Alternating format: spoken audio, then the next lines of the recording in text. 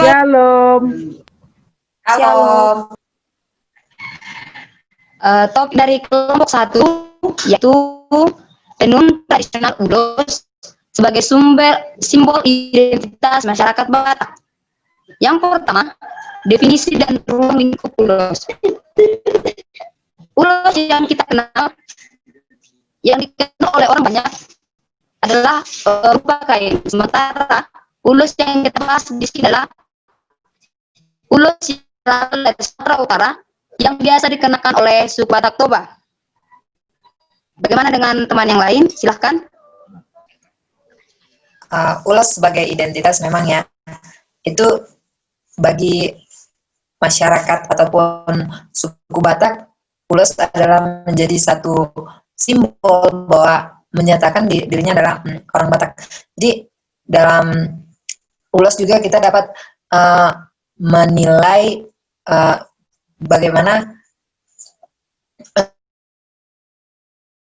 seseorang itu memperlakukan kebudayaannya ataupun menghargai kebudayaannya sebagai simbol dari kebudayaan yang mereka miliki. Kalau menurut saya sendiri, di mana di dalam adat saya Batak Karo, ulos itu berarti uis. Kalau di kami Batak Karo, uis itu ada dua, yaitu uis gara dan bekabuluh. Di mana uis gara ini dia seperti kain yang berwarna merah. Sering dikatakan bahwasanya uis gara itu adalah ulos, seperti itu. Dan uis gara ini biasanya dipakai oleh kaum wanita. Sedangkan bekabuluh adalah ulos atau kain yang dipakai oleh kaum pria. Dimana biasanya kalau bekabuluh itu dipakainya di pundak, seperti itu. Kalau uis gara dia dipakai seperti kita memakai ulos biasa. Biasanya kalau uis gara dan bekabuluh ini dipakai oleh putra-putri Karo dalam acara-acara tertentu, seperti acara kebudayaan, seperti itu. Sekian dari saya. Dan juga ini adalah pengikat kasih sayang, dikarenakan ulos juga bukan hanya dipakai untuk acara kematian, tapi kalau ada orang yang menikah dibuatkan ulos, berarti untuk mengikat dan saling dulu ya. Menurut saya tentang suku Batak ini, tentang ulos, khususnya dipakai selendang ini orang tua orang Batak, hanya khususnya orang tua atau kalau ada acara atau yang orang yang meninggal atau martortor dari suku Bataknya itu ya, itulah khususnya ya kalau dipakai tentang selendang ulos itu. Itulah pendapat saya dari sini. Menurut saya sendiri, ulos atau yang sering kita sebutkan ulos ialah busana khas Indonesia, di mana ulos dikembangkan oleh masyarakat Sumatera Utara.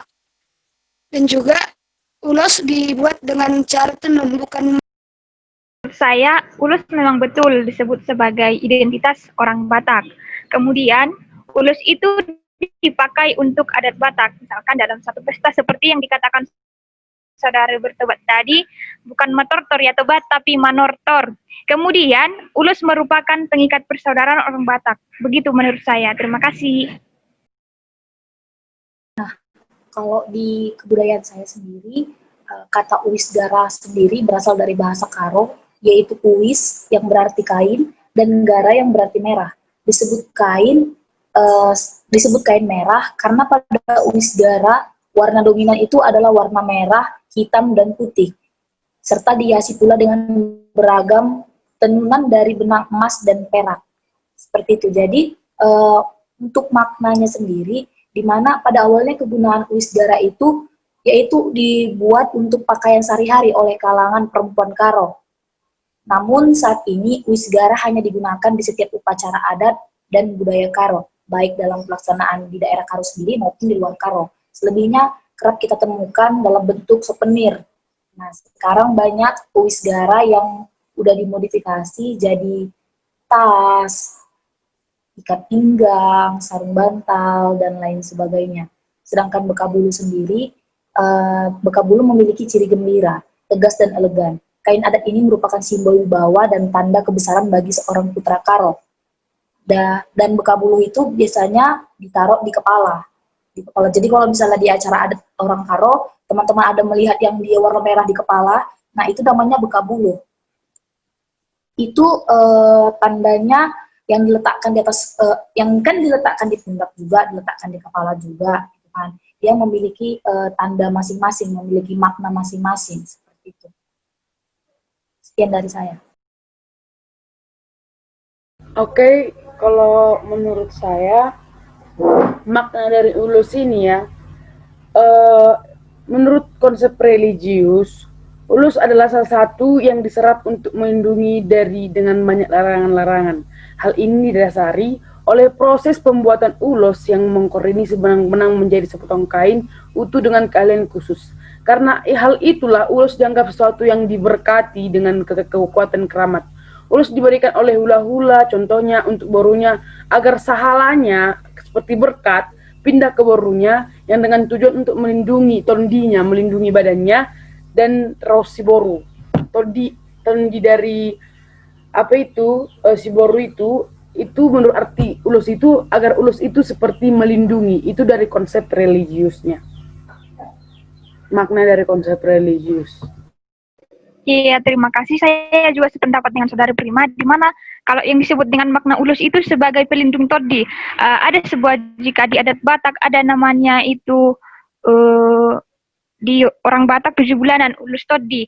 Misalkan itu masyarakat atau orang tua dari laki-laki atau perempuan memberikan yang disebut dengan ulus todi, yang berarti ulus todi itu untuk melindungi atau memberkati kedua orang tua maupun calon bayinya, seperti itu. Terima kasih.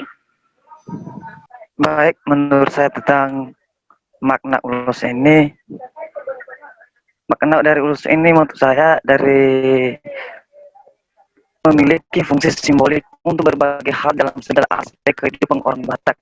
Namun makna yang lebih penting bagi masyarakat orang Batak, ulus ini menjadi bagian yang tidak dapat dipisahkan dari kehidupan atau adat suku Batak. Itulah menurut saya. Jika menurut saya makna ulus itu adalah hanya untuk dewasa ini ya, untuk zaman sekarang ini ulus itu digunakan untuk sebagai busana ya untuk sekarang ini. Mungkin dulu pada zaman-zaman dulu sama seperti yang saudara bilang bahwa lewat sebuah ulos itu akan memberikan kekuatan ataupun memberi berkat kepada yang diberikan. Kalau sekarang ini bukan seperti itu lagi maknanya, tetapi dewasa ini ulos hanya dibikin sebagai pengikat tali persaudaraan yang mempererat dan sebagai juga busana yang menggambarkan kebudayaan Batak tersebut. Bukan berarti dari saat memberikan ulus itu akan memberikan suatu perlindungan. Bukan seperti itu lagi menurut saya makna dari ulus dewasa ini. Kita lanjut saudara. Jenis-jenis ulos dan fungsi ulos. Yang dimana jenis ulos yang menurut saya ada ulos sadum. Yang dimana fungsinya ini dipakai untuk unjuk adat pernikahan. Sering kita jumpai di sana, di pesta unjuk adat, itu ada ulos sadum. Kemudian yang dipakai laki-laki, yang sering dipakai untuk selendang laki-laki, itu disebut dengan ragi hotang. Bagaimana dengan pendapat yang Baik, menurut saya di sini jenis-jenis ulos ini dari suku Batak ada beberapa yang kita ketahui. Ada ragidup, ada juga ulos ragidup salingom, ada juga ulos bintang martur atau ulos maratur. Itulah menurut saya di sini tentang ulos yang saya ketahui dari suku Batak. Iya, sebenarnya ada banyak jenis-jenis ulos ini ya. Contohnya ulos sibolang. Ini ulus sibolang berarti dikatakan sebagai simbol duka cita. Ulus namanya yang panjang ini digunakan saat duka cita. Digunakan oleh keluarga yang mendapat suatu kemalangan. misalnya meninggal dunia, maka ulos ini akan dipergunakan untuk menunjukkan bahwa yang bersangkutan adalah pihak keluarga yang dekat dari orang yang meninggal.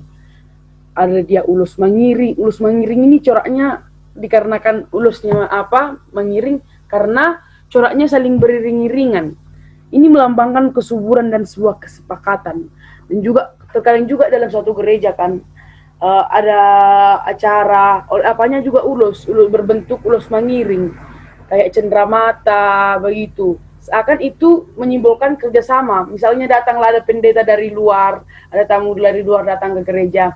Seringkali gereja, misal gereja saya memberikan cenderamata berupa ulus. Ulusnya itu berbentuk ulus mengiring. Nah, dia itu artinya untuk melambangkan kesuburan dan kesepakatan, ingin menjalin kerjasama.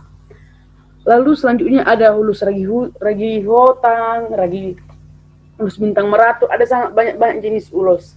Dan juga pada saat meninggal, contohnya ada meninggal, lalu hula-hula atau tulang yang meninggal ini diberikan ulus. Itu namanya ulus apa ya kemarinnya?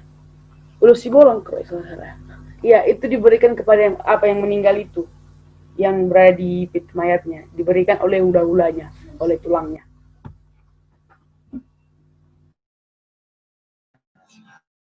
Baiklah, kalau dari saya sendiri ada ulos itu dalam bahasa pak-paknya itu oles. Jadi ada beberapa jenis oles dalam masyarakat pak-pak.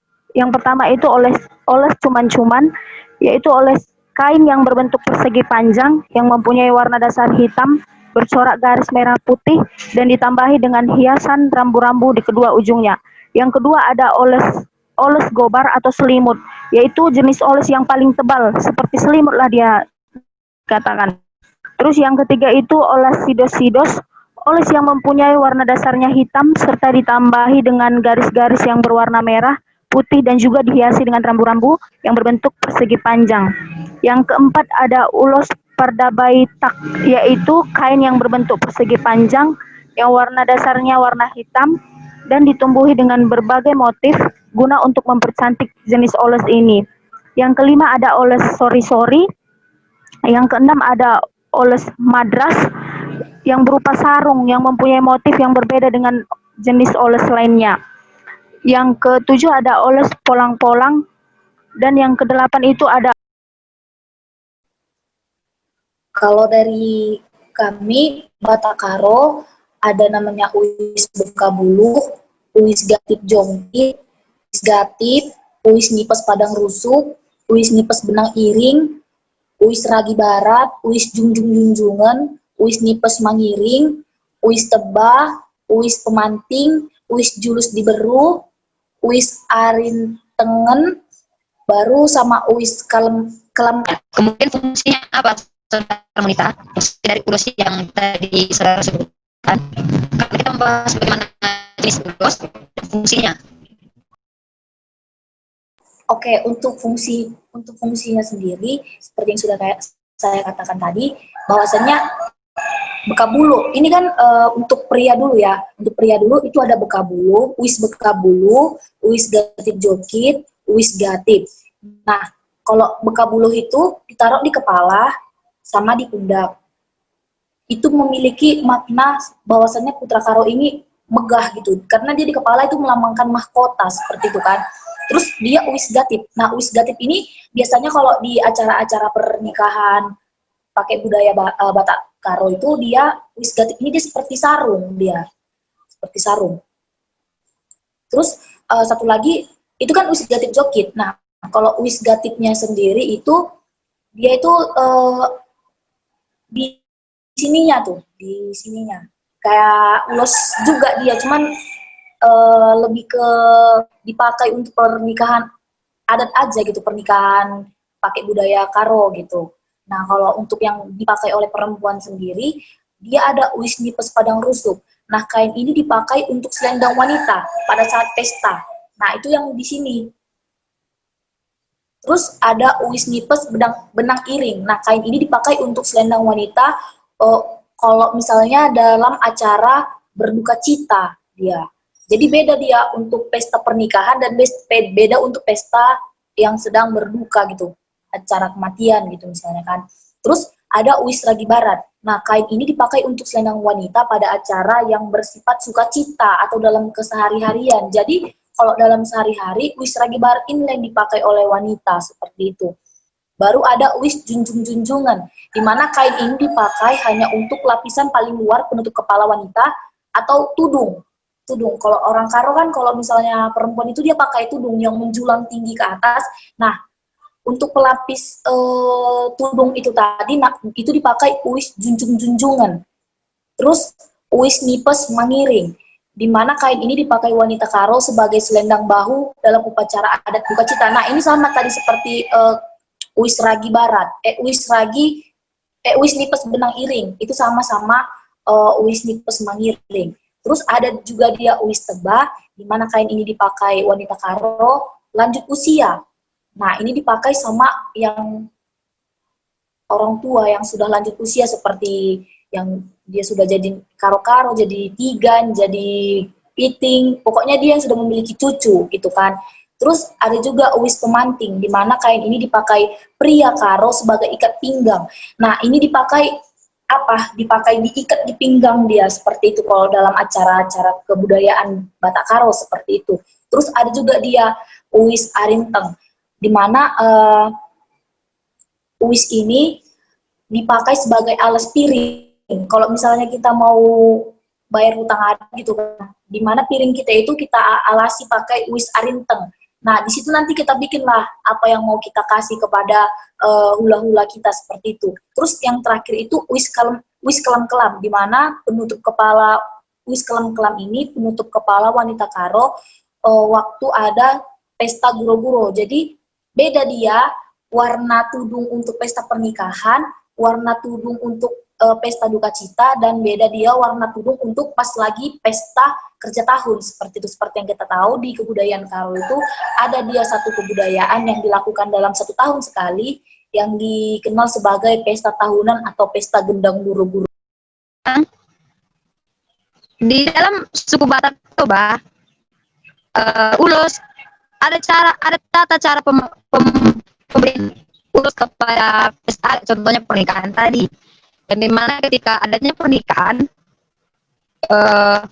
orang tua pengantin perempuan lah yang pertama memberikan ulos, menurut saya ketahui. Kemudian dilanjut sama fotonya seperti itu. Atau ada pendapat teman lain, silakan.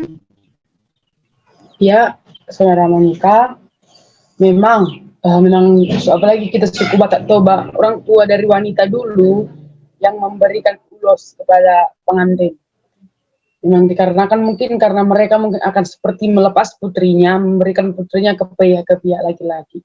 Namun juga ulos juga bukan hanya acara pernikahan, tetapi pada acara kematian, 7 bulanan, ulos sangat berperan di dalamnya. Yang seperti katakan tadi, makna ulos, dikarenakan ulos ini mempunyai makna yang sangat istimewa, seperti memberikan kasih sayang, sehingga ulos ini dipakai untuk acara adat apapun, adat Batak Toba yang saya katakan karena saya suku Batak Toba, itu yang saya tahu.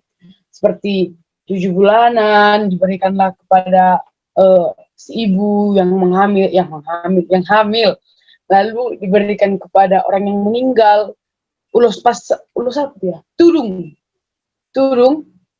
Kalau contohnya sang suami meninggal atau ada istrinya meninggal, maka itu dari yang janda inilah yang meninggal suaminya, itonya akan memberikan turung kepadanya. Itu seperti kembali ke makna tadi, memberi penguatan, begitu dia. Lalu untuk yang meninggal juga diberikan tulangnya juga ulus kepada yang meninggal. Tapi mungkin setelah dikubur itu akan diambil. Begitu dalam suku Batak Toba yang saya ketahui. Baiklah, kalau dalam adat Pak-Pak yang memberikan oles atau ulos adalah pihak pengantin laki-laki atau peranak kepada pihak pengantin perempuan atau perberu.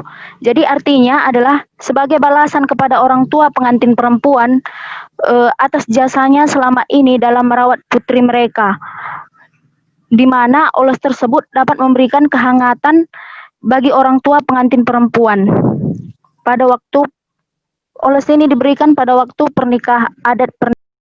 Nah, kalau di kebudayaan saya sendiri, yang saya tahu, kalau di acara pernikahan-pernikahan seperti itu yang sudah sering saya datangi, saya amati, seperti itu kan.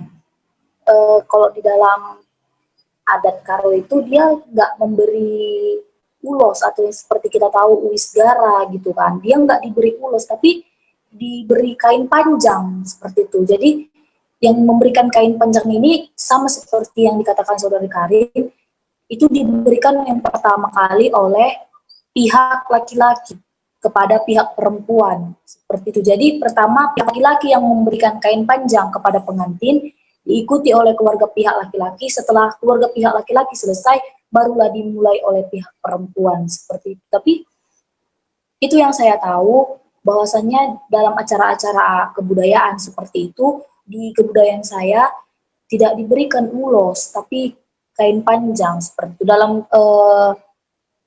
pesta-pesta berduka cita pun seperti itu. Ketika ada yang meninggal, nah misalnya opung saya meninggal seperti itu kan, opung saya akan ditutupi pakai kain panjang seperti itu. Terus di atasnya itu nanti itulah dikasih kain ulos seperti uis dia, tapi untuk yang berduka cita seperti itu. Tapi di bawahnya itu kain panjang dulu baru dikasih uis itu gitu. Saya juga kurang paham kenapa bisa seperti itu, karena saya juga nggak sampai sejauh itu bertanya kepada orang tua saya. Terima kasih. Menurut saya sendiri, pemakaian ulos itu dalam acara orang Batak tidak bisa sembarangan, baik itu upacara pernikahan, upacara kematian, di mana dalam adat Batak, orang tua bisa menggulosi anaknya, namun anak belum tentu bisa menggulosi orang tuanya. Dan juga dalam segala acara adat, tidak semua orang bisa mengulosi, namun harus berdasarkan tarombo atau peranannya di situ. Begitu menurut saya, Saudari. Jika menurut saya, pemberi ulus dan tata pemberian ulus, misalkan dalam pesta adat pernikahan Batak Toba, yang dimana orang tua dari, jika itu di pernikahan, orang tua daripada perempuan memberikan ulus kepada pengantin, yang itu disebut dengan ulus pengantin. Dan biasanya itu ulus pengantin itu lebih bagus daripada ulus yang lain. Biasanya itu dikasih corak manik-manik, terus biasanya itu ada tulisan di bawah, entah apa, entah nama mereka berdua seperti itu. Kemudian cara pemberiannya itu biasanya diiringi musik, kemudian orang tua, baik pun itu tulangnya, nemborunya, ibotonya saling mengelilingi, entah 7 kali mengelilingi, baru ulus itu diberikan kepada pengantin. Kemudian mereka akan saling bergantian untuk memberikan sepatah 2 kata kepada pengantin. Seperti itu yang saya ketahui. Menurut saya dari sini tentang pemberian ulos dan tata pemberian ulos yang saya ketahui, pertama dulu dalam pesta kawin atau dalam Batak Toba, mula-mulanya yang memberikan ulus adalah orang tuanya pengantin perempuan, baru disusul oleh pihak tulang pengantin perempuan termasuk tulang robot, kemudian menyusul pihak dongan sabutuhan dari orang tua pengantin perempuan yang dalam hal ini tersebut baiduan atau pemerai, kemudian disusul oleh paribon, boru hula-hula atau orang tua pengantin perempuan. Baru yang ada yang terakhir itu yang kalau dari Batak Toba, tulang pengantin laki-laki setelah kepadanya akan diberikan, maka dari sinamot yang diterima parboru dari anak, maka jumlah yang disepakati sebanyak ataulah 2 atau 3 orang lah dari pihak boru-boru itu. Itulah menurut saya dari sini. Kita lanjut. Ulos menunjukkan kelas sosial seseorang. Betul. Ulos menunjukkan kelas sosial seseorang. Contohnya dari Hanatolu. Kenapa dari Hanatolu menunjukkan kelas sosial? Ya kan? Kenapa dari Hanatolu menunjukkan kelas sosial? Karena Dalian Natolu membuktikan bedanya fungsional dari definisi fungsionalnya. Yang mana Somba hula-hula itu kedudukan tertinggi, Elek Marboru baru Manat Mardongat Tubuh, ya kan? Nanti bisa dijelaskan di bagaimana, Bapak bagaimana, yang mana kelas sosial seseorang yang ditunjukkan oleh ULOS di Batak Toba itu dilihat dari dalihan Natolu karena beda fungsionalnya, yang di mana fungsional tertinggi yaitu Toba hula-hula, selanjutnya Elek Marboru, dan yang terakhir Manat Mardongat Tubuh, seperti itu. Kembali Tulus menunjukkan kelas sosial seseorang, jelas menunjukkan kelas sosial seseorang di Batak Toba, ya, Toba. Yang dimana mengapa dikatakan kelas? Yang dimana kelas ini kan adanya strata, lapisan, seperti itu.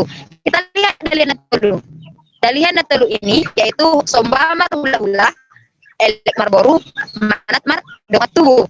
Yang dimana strata atau lapisan teratas yaitu hula-hula, kemudian boru dan dongat tubuh, seperti itu dia. Ada lapisan di sana. Sehingga dikatakan ulos itu menunjukkan kelas sosial seseorang. Sehingga ulos untuk boru dan hula-hula itu berbeda. Ya kan? Seperti itu dia. Kedudukannya berbeda. Kedudukan hula-hula lebih tinggi daripada boru. Kedudukan boru lebih tinggi daripada dongat tubuh. Seperti itu. Selanjutnya, bagaimana pendapat teman yang lain? Silahkan. Kami di Batak Karo, ulos itu maksudnya gimana ya?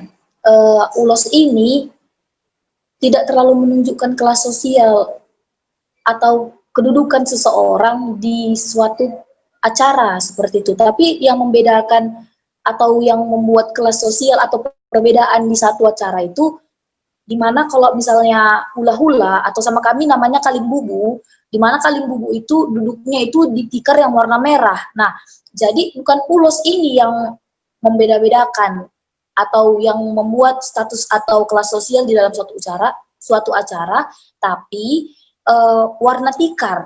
Jadi di mana kaling bubu duduk di tikar yang warna merah, sedangkan anak beru itu posisinya itu duduk di tikar yang biasa, dan biasanya anak beru ini dia itu adanya di dapur seperti itu.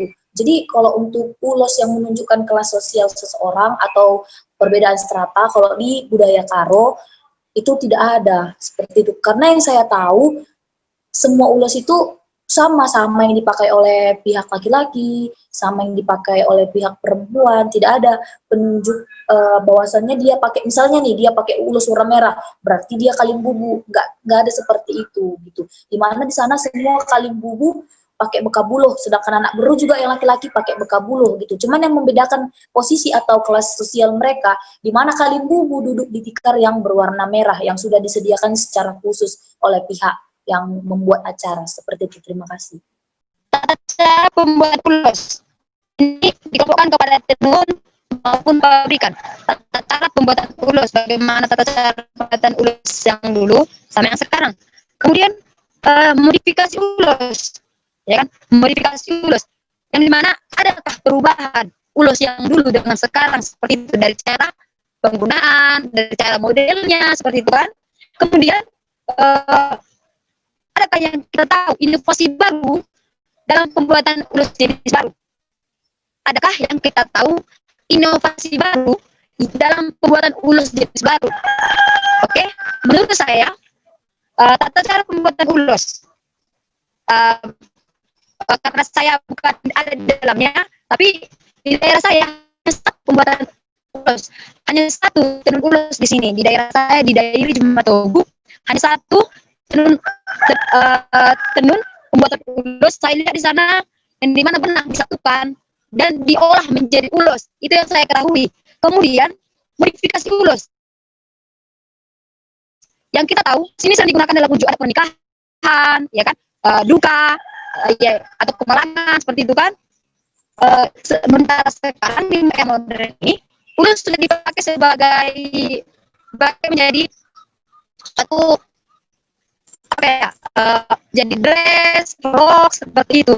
Kemudian di daerah saya juga sering saya jumpai bahwasanya ulos sering dipakai sebagai gorden, ya, gorden. Kemudian apa yang menjadi inovasi dalam pembuatan ulos jenis baru? Menurut saya inovasi yang saya lihat supaya ulos ini lebih berkembang, supaya tidak kuno kelihatannya, ulos bisa digunakan sebagai alas meja, seperti itu kan, alas meja, terus bisa juga dimodifikasi sebagai sarung apa ya, sarung, contohnya ada tisu di rumah seperti itu, kotak tisu bisa dihiasi dengan ulos, dengan karet ulos seperti itu yang saya tahu. Kemudian bagaimana dengan pendapat teman yang lain yang menjadi tata pembuatan ulos, kemudian dari tata cara pembuatan ulos, kemudian bagaimana modifikasi ulos di daerah Anda, kemudian apa menjadi inovasi Anda dalam pembuatan ulos jenis baru, seperti itu, silahkan. Baiklah, menurut pengalaman saya tentang modifikasi ataupun transformasi dari zaman ke zaman dari tenunan ulos ini sangat beragam ya. Dari zaman dahulu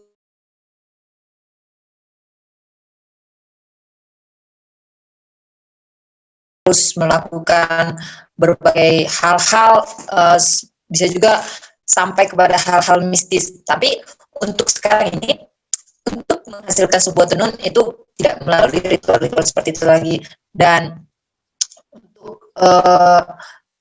ulos tersebut yang diproduksi juga dan akan digunakan untuk berbagai-bagai hal seperti yang telah saudari Monica sampaikan tadi, sangat beragam, bisa digunakan untuk berbagai-bagai hal, bahkan juga untuk bahan baku pembuatan brand-brand perlengkapan seperti tas, seperti juga dompet, untuk aksesoris wanita itu sangat banyak digunakan. Jadi modifikasi ulos ini juga sudah sangat beragam, mulai dari corak dan motif, dan cara pengerjaannya juga yang sekarang sudah mulai dijejali dengan teknologi mesin, dan bukan hanya dengan secara manual tangan saja. Karena sudah semakin berkembangnya teknologi, tentu pengusaha tenun juga memiliki kreativitas untuk membuat tenunannya supaya lebih menghasilkan produk yang banyak dengan menggunakan teknologi yang ada. Mungkin yang bisa saya.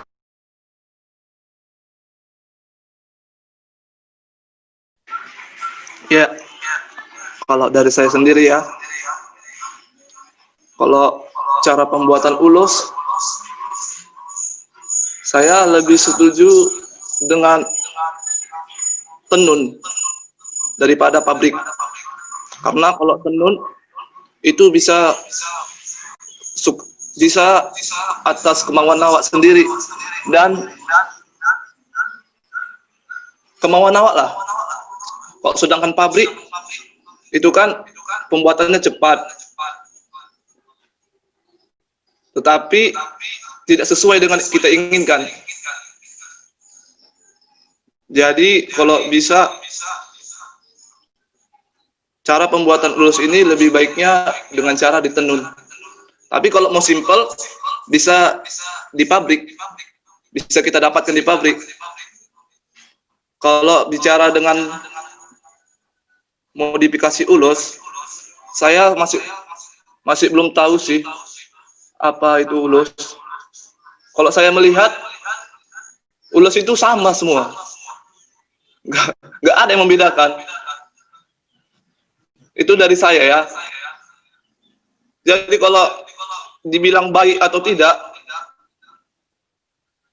itu tergantung dari orang yang mengenal banyak tentang ulos lah. Kalau dari saya sendiri, saya tidak tahu itu makin baik atau makin memburuk. Ya, sekian. Baik, sama dengan teman-teman semua ya. Oles juga ditenun.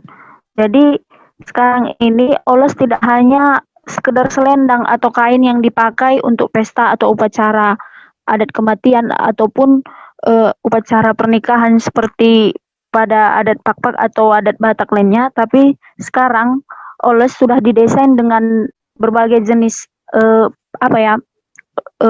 barang, misalnya seperti gaun, kemeja, jas, dress, blus, baju anak, sendal, tas, dan aneka pernak-pernik etnik lainnya. Kalau dari saya mengenai modifikasi ulos, ya modifikasi ulos tadi ya, sama tata cara pembuatan ulos. Kalau menurut saya pembuatan ulos atau uis dalam kebudayaan kami sebenarnya lebih bagus kalau dibuat secara tradisional ya, karena hasilnya juga pasti jauh lebih baik daripada pembuatan yang dari pabrik seperti itu. Dimana kalau dari pabrik dia kan nggak terlalu nampak lagi dia kesan dari ulos atau uisnya tadi. Sedangkan kalau di buat secara tradisional atau seperti ditenun gitu, dia masih nampak dia kayak keindahannya seperti itu kan dari cara pembuatannya. Nah, sedangkan untuk modifikasinya tadi, dimana kalau di kami uis itu sekarang sudah banyak dijadikan tas, dasi, gorden, ikat pinggang, sarung bantal. Bahkan banyak anak muda sekarang yang dimana kan kita semua kan punya handphone nih. Jadi handphonenya ini kan pasti ada yang namanya soft case gitu kan. Dimana sekarang kalangan-kalangan muda-mudi Karo atau anak-anak yang bersuku Batak Karo gitu kan. Banyak mereka sekarang memakai soft case yang untuk handphone, pelindung handphone itu yang motifnya itu seperti motif-motif yang ada di uis gitu, seperti yang ada di Bekabulu, yang ada di uis Gara, seperti itu. Terima kasih. Oke, ya memang dulu ulos memang menurut saya lebih bagus ditenun langsung ya. Apalagi tenun ini juga, jadi orang pun kebanyakan melihat wah hasil tangan, nggak pakai pabrik kan. Kalau yang seperti katakan saudara Christian, kalau pabrik menurut saya kurang bagus. Apalagi itu mungkin akan meninggalkan kesan cara pembuatan pembuatan ulos itu dengan menggunakan tenun. Apalagi kalau kita katakan tadi, kita bahas di pembahasan sebelumnya bahwa dikarenakan juga ulos ini sangat istimewa karena pembuatannya sangat sulit, dikarenakan harus menyambungkan benang pakai kayu. Apalagi mau ada teman-teman yang mengatakan mau hingga 2 minggu mengerjakannya, mau hingga hampir setengah tahun. Tapi itulah yang membuat sebuah kesan istimewanya sebuah ulos. Dilihat dari sisi maknanya, ulos sangat berarti, namun cara pembuatannya juga kita harus melihat prosesnya. Dan hingga sekarang, ulos juga sangat banyak dipakai, yang biasanya ulos cuma dibuat untuk selendang, untuk acara adat istiadat, untuk mengulosi. Sekarang udah banyak, bahkan sering sekali ada desainer-desainer orang Batak ke luar negeri membuat model-model baju dengan berbahankan ulos. Sehingga ulos kita dikenal banyak orang, begitu dia.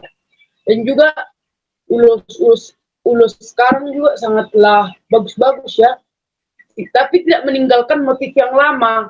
Adanya motif yang lama, namun ada ditambah-tambahin sedikit lagi supaya ulosnya semakin menarik mengikuti modernisasi sekarang. Itu menurut saya.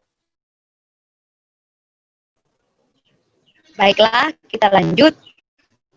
Kemudian selain ulos dipakai untuk adat pernikahan, duka, seperti itu kan, apakah ulos dapat menggerakkan ekonomi masyarakat? Jelas dapat menggerakkan ekonomi masyarakat.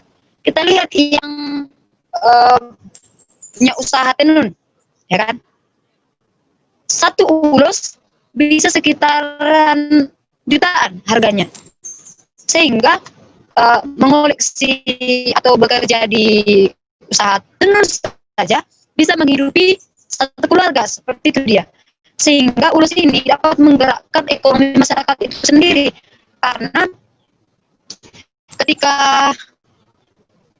hilangnya produk atau hilangnya pabrik tenun ulos, yakinlah ulos pasti semakin lama akan terkikis seperti itu, bahkan hilang.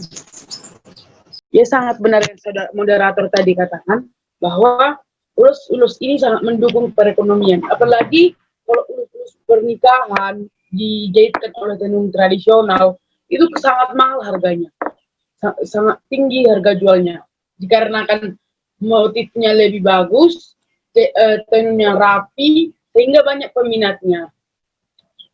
Dan juga diharapkan juga pemerintah ikut mendukung perekonomian para penenun-penenun ini. Karena ini merupakan kebudayaan kita, kebudayaan khas Batak, ini bisa mencerminkan tentang istimewanya kebudayaan Batak. Selain keistimewaan dari budaya Batak, perekonomian masyarakat dalam hal menenun juga akan semakin baik. Kemarin juga kan pemerintah di Taput pernah membuat seperti pameran itu ya, berkumpulnya semua para penenun di Sepogorang itu ya, Sepogorang. Mereka berkumpul di situ, mereka menenun, sehingga kan juga mencerikaskan budaya kita dan menambah harga jual dari ulos tersebut. Itu sih menurut saya.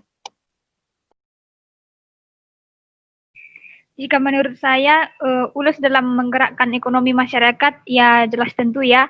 Karena kan harga ulus, setiap ulus itu berbeda-beda. Apalagi seperti yang saya katakan tadi, jika ulus dibuat sebagai ulus pengantin, itu harganya mahal. Karena ulusnya pun sudah berbeda dengan ulus yang lain, lebih dipermak lebih baik gitu. Jadi harganya pun akan semakin mahal, semakin bagus ulus itu, maka harganya akan semakin mahal juga.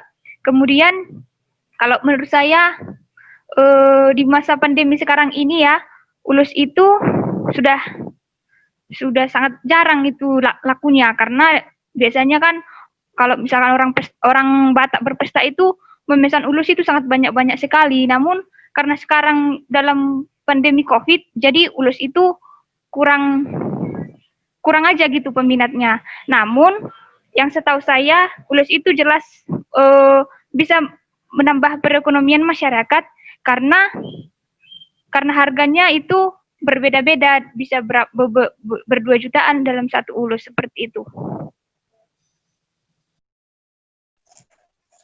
Ya, jika menurut saya dan pengalaman saya, karena saya juga seorang pengrajin tenun ulos, ulos dalam mendongkrak perekonomian ya jelas banget ya, karena lewat penghasilan ataupun lewat produk-produk yang telah kami hasilkan itu kami bisa mencukupi kebutuhan kami sehari-hari. Jadi tanpa hasil produk ulos ini kami mungkin tidak memiliki pekerjaan selayak seperti ini. Jadi perekonomian kami bisa terbantu dengan adanya ulos ini. Jadi ulos dalam menggerakkan ekonomi masyarakat, saya pikir itu benar sekali ya. Dan namun bukan untuk semua wilayah sih, tapi di wilayah tempat saya berada saat ini jelas sekali bahwa ulos itu menggerakkan perekonomian masyarakat di sini. Terima kasih. Sependapat dengan teman-teman semua bahwa pekerjaan dalam mengerjakan ulos ini sangat menggerakkan perekonomian masyarakat. Di mana di lingkungan saya ini ada yang membuka les tenun atau les membuat ulos dan banyak peminatnya. Dan dari situ dapat kita ketahui bahwa yang meminati ulos sangat banyak. Dan jika kita melakukan pekerjaan bertenun atau membuat ulos, pasti dapat memenuhi kebutuhan hidup kita. Karena harga ulus juga berbeda-beda. Begitu, teman-teman. Terima kasih buat partisipasi dari kelompok 1. Kita akan menutup diskusi ini sebagai simbol identitas masyarakat Toba. Batak seperti itu, tapi kita fokus tadi ke Batak Toba, Pak dan Karo, seperti itu kan. Terima kasih buat teman-teman kelompok 2 juga yang sudah berpartisipasi. Demikian diskusi dari kelompok 1, kami ucapkan terima kasih.